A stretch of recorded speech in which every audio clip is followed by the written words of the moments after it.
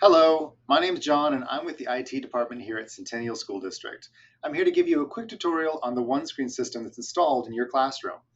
To get started real quick, just press the power button in the lower right-hand corner. Now, if your power button is a solid red light, that means that the OneScreen is in a deep sleep state and it will take a little bit longer to get to the lock screen that you see behind me. If yours is blinking red, white, like mine was, it just means that the TV is in a very light sleep and all it takes is a simple tap to wake it up.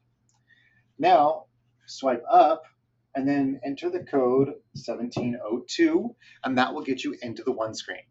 Now, if your teachers decided to change that code to a personalized code, I hope they would have given that to you in a welcome packet. But if they didn't, just feel free to call us at the ITC at extension 1701, and someone from our team will come help remove that PIN code so you can continue working.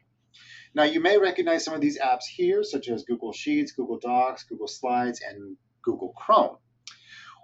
One of the things I would like to let you know is these are the Android app versions of the tools that you're used to using every day, but they do not have all the features that you are used to using every day. So I would use these more as viewers and not editors. Just giving you that as an FYI. Most of the time, though, you're going to be presenting using your Chromebook or the device that was issued to you. Now, I already have a Chromebook over here plugged into an HDMI cord, and I have the HDMI cord other end here, and I'm going to plug that into HDMI 4, which is down here by the power button. When you plug in any device, it could be a Chromebook, a laptop, or a document camera, this is the app that's going to pop up first. This is the picture-in-picture window, and down here you have the ability to change inputs and also enter full screen, and the other button here is touch. Now, those are the main ones that we're concerned about. One of the things that we found out with this particular setup is it gets a little confused with audio sometimes. So if you have a dock cam and a Chromebook and another device plugged into the TV, it may shift audio from one to the other and it gets a little lost. To help with that, what you can do is press this button here that says touch.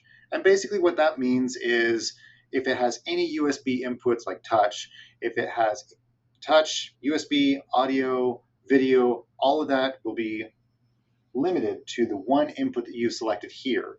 So in this case, it's my Chromebook.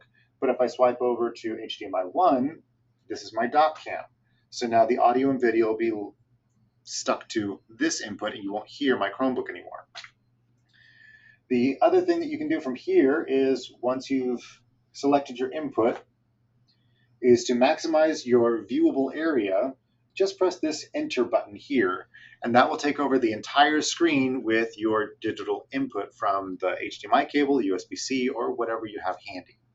If you'd like to switch inputs, like right now, I would like to switch from my Chromebook to my dock cam, what you can do is use either of the fly up menus on the left or the right, and then hit menu, and that will pop up the input display. I want HDMI 1 as that's where my dock cam is plugged into, and now I can quickly switch between HDMI 1 and my front HDMI.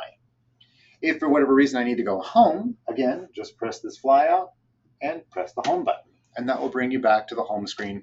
If you're looking for the app for the picture-in-picture without having to unplug and plug things back in, just swipe up on the desktop and that will bring up the app drawer.